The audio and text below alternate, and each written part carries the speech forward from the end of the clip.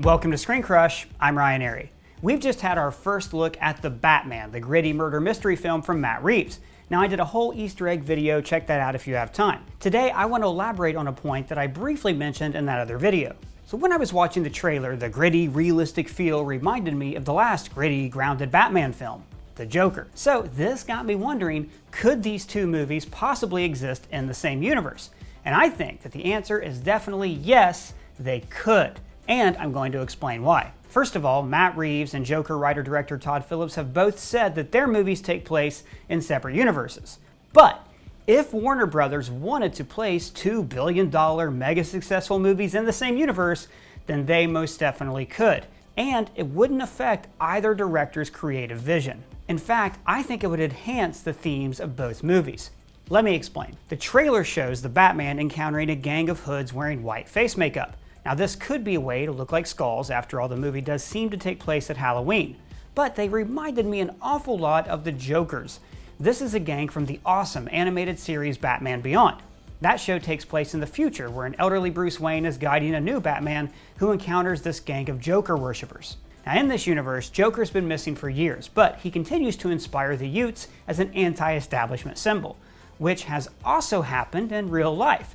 People cosplay as Joker, they reenact his dance down the stairs, and use his image as a political statement. The Joker itself was a political movie about the corrupt wealthy neglecting the working classes until they rise up in rebellion.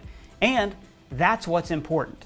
In The Joker, people are already wearing the Joker's image as an anti-establishment symbol. So this image could have endured for years, with various Gotham gangs or protesters still wearing this image. Just like in real life, protesters have used the peace sign for 50 years. And this gang member even has stitch marks on the side of his mouth, implying a Glaswegian smile like Heath Ledger's Joker. This is also like Arthur's final image in the riots, using his own blood to widen his smile. And that movie, of course, ends with the man in a Joker mask gunning down Thomas and Martha Wayne, leaving Bruce to, Allie crying pearls, etc. Now, look at how Robert Pattinson's Batman behaves toward this gang in Joker makeup. The hell are you supposed to be?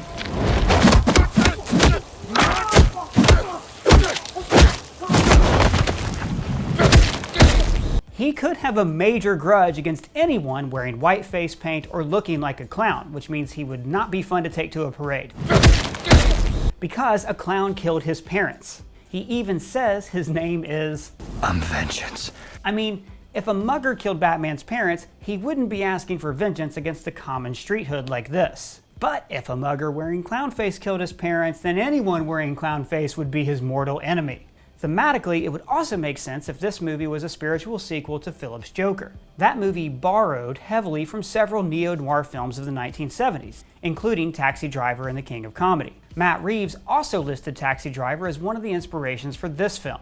I would say even a movie like Taxi Driver, the description of a place and very much getting inside of somebody's head. So, each director is emulating these dark, gritty street thrillers from the 1970s, because each movie has the same underlying goal, to take place in a real universe. Because each film has that fundamental goal, they could piece together nicely.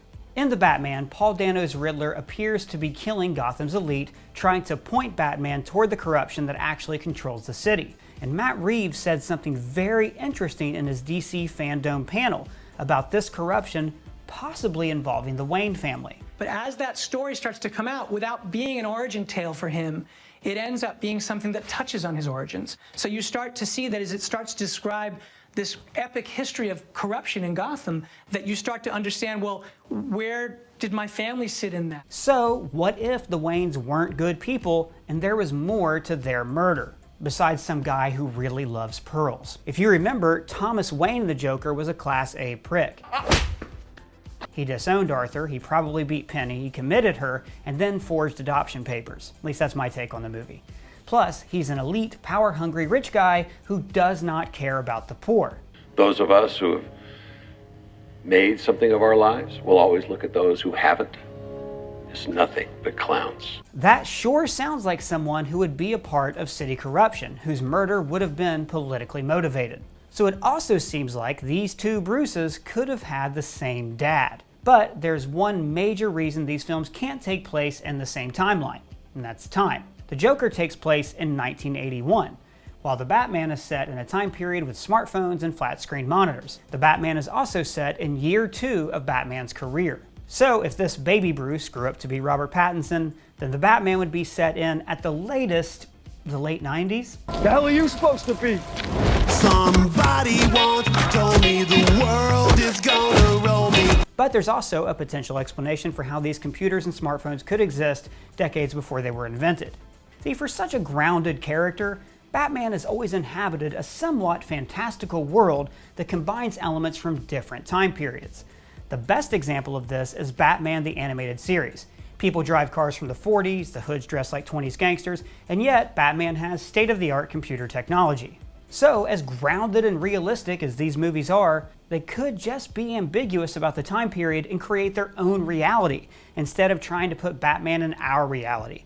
After all, that's the point of these movies, right? To be fun and entertaining, while also maybe making us think about systemic government corruption and wealth disparity that causes the lower classes to rise up against the wealthy. Would you like it if these movies took place in the same timeline? Let me know in the comments below. And if it's your first time here, please subscribe. For ScreenCrush, I'm Ryan Airy.